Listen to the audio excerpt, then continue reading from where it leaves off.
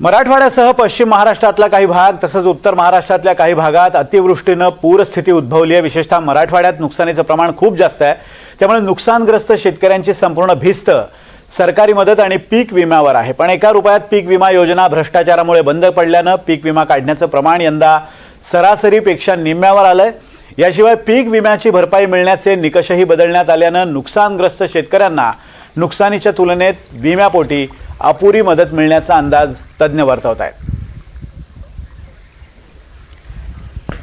आणि एकूणच विम्याची काय स्थिती आहे राज्यभरात आणि या नुकसानीमध्ये खरंच विम्याचा काही फायदा होणार आहे का, या संदर्भात बोलण्यासाठी आपल्या बरोबर धाराशिवचे आमदार कैलाश पाटील आहेत। कैलाश पाटील जी, आपलं स्वागत आहे एनडीटीव्ही मराठीमध्ये।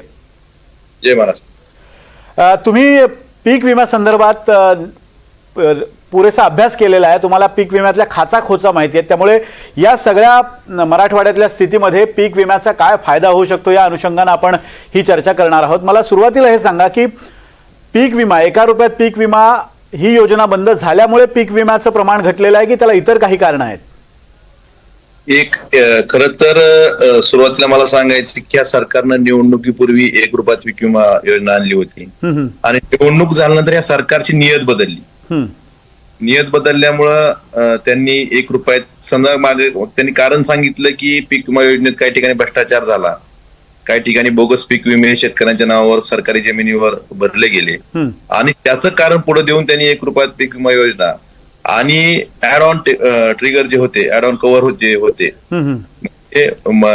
हंगामामध्ये ज्या काही अडचणी शेतकऱ्यांना हंगामात येत होत्या त्याच्या आधारे जी मदत मिळायची नुकसान भरपाई वैयक्तिक पंचनाम्याच्या आधारे, हे सगळे ऍड ऑन कव्हर काढले आणि याच्यामुळे पीक विमा भरणाऱ्या शेतकऱ्यांची संख्या खूप मोठ्या प्रमाणात कमी झाली। पण दुसरा एक मुद्दा असा आहे की पीक विम्यातले आता तुम्ही जसा उल्लेख केला की ट्रिगर काही काढून टाकलेले, म्हणजे पूर्वी 4 ट्रिगरमध्ये जर परिस्थिती उद्भवली तर त्याचा फायदा व्हायचा शेतकऱ्यांना, आता त्यातले 3 ट्रिगर काढण्यात आलेले आहेत। म्हणजे नवीन बदलानुसार स्थानिक नैसर्गिक आपत्ती, हंगामातील प्रतिकूल परिस्थिती आणि काढणी पश्चात नुकसान भरपाई हे 3 ट्रिगर रद्द करण्यात आलेत आणि आता फक्त पीक कापणी प्रयोगाच्या आकडेवारीवर आधारित नुकसान भरपाई मिळणार आहे। म्हणजे नेमकं काय होणार आहे? पीक कापणी प्रयोगाची आकडेवारी म्हणजे नेमकी काय आहे? उंबरठा उत्पन्न एक हा प्रकार असतो। मागच्या 7 वर्षात त्यात जे उंबरठा उत्पन्न म्हणजे सरासरी काढली जाते उत्पन्नाची, मागच्या 7 वर्षातले बेस्ट ऑफ 5 घेतले जातात आणि उंबरठा उत्पन्न एवढं कमी आहे की त्याच्या आधारे कोणाला मदतच मिळू शकत नाही। कारण आपण जर उदाहरण घेतलं झालं तर मी विधानसभेत या बाबतीत बोललो होतो की आता ज्या नवीन व्हरायटी आहेत सोयाबीनच्या असतील किंवा बाकीच्या पिकाच्या असतील, आता सोयाबीनच्या बाबतीतच ज्या नवीन प्रजाती आहेत विद्यापीठाने विकसित केलेल्या आहेत त्याची सरासरी उत्पादकता 25 ते 30 क्विंटल प्रति हेक्टरी असते। आणि धाराशिव जिल्ह्यातलं मी तुम्हाला उदाहरण देतो, त्यातलं एका महसुली मंडळाचं उंबरठा उत्पन्न हे 4-4.5 क्विंटल पर्यंत आहे आणि सरासरी धाराशिव जिल्ह्याची जर काढली तर 7 ते 8 क्विंटल प्रति हेक्टरी। अच्छा, म्हणजे 3 क्विंटल एकरी जर उत्पादन निघालं तर ते 100% उत्पन्न ग्राह्य धरलं जातं आणि 3 क्विंटल पेक्षा कमी निघालं तर नुकसान भरपाईसाठी काहीतरी समजा 1.5 क्विंटल निघालं तर 50% नुकसान भरपाई असं। त्यामुळे उंबरठा उत्पन्नाच्या आधारे जर पीक विमा मिळणार असला तर शक्यतो कुणालाच पीक विमा मिळणार नाही, हे त्रिवार सत्य आहे।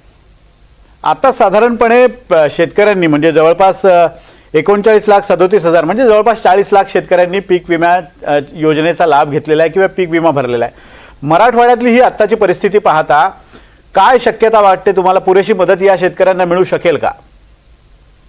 विम्याच्या बाबतीत मी तुम्हाला सांगितलं की उंबरठा उत्पन्न ही जी जातचं काट आहे, जर सरासरी उत्पादकता त्या प्रजातीची किंवा त्या जातीची सोयाबीनची असेल किंवा कुठल्याही पिकाची असेल, जी विद्यापीठाने ठरवून दिलेली उत्पादकता आहे त्यात जर घट झाली आणि त्यावर जर तुम्ही नुकसान भरपाई निश्चित करत असाल तर मग ते ठीक आहे।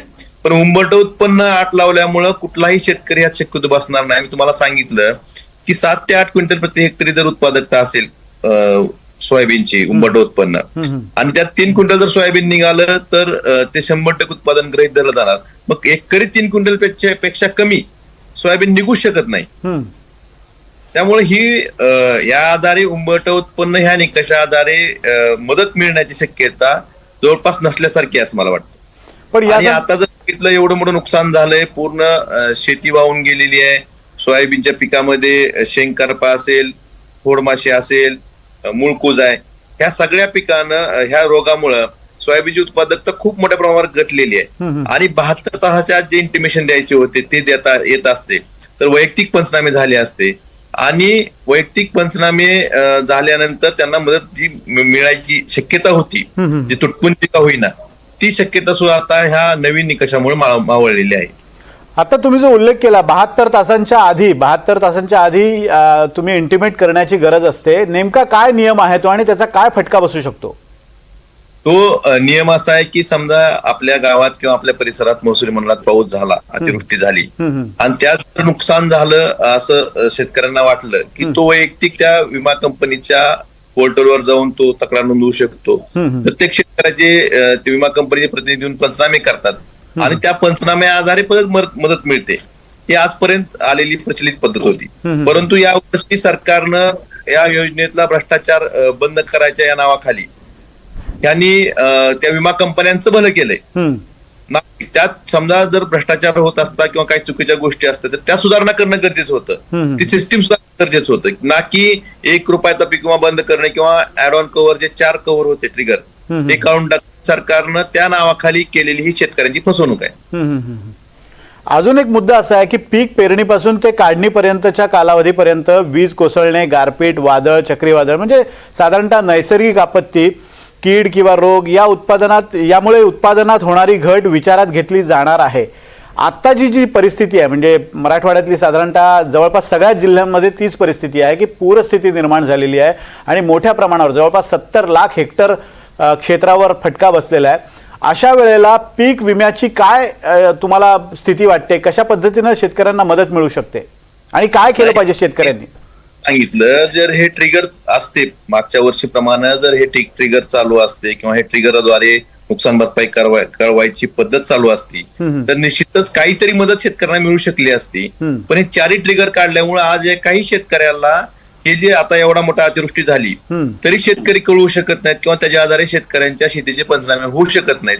पंचनामेच नाही झाले तर त्या विमा कंपनीची समजा या आधीची प्रचलित पद्धत कशी होती, समजा पाऊस पडला तर त्या ठिकाणी शेतकऱ्यांनी कळवायचे, मग पंचनामे व्हायचे. पण आता कळवू शकत नाही आणि पंचनामेच नाही होणार, मदत मिळायचा विषयच येत नाही ना. बरं, एक शेवटचा प्रश्न. तुम्ही आता जसं म्हटलेलं आहे की विधानसभेत तुम्ही वारंवार हा सगळा प्रश्न उपस्थित केला होता, सरकारतर्फे यावर काय उत्तर दिलं जाते? सरकारची भूमिका काय आहे यावर?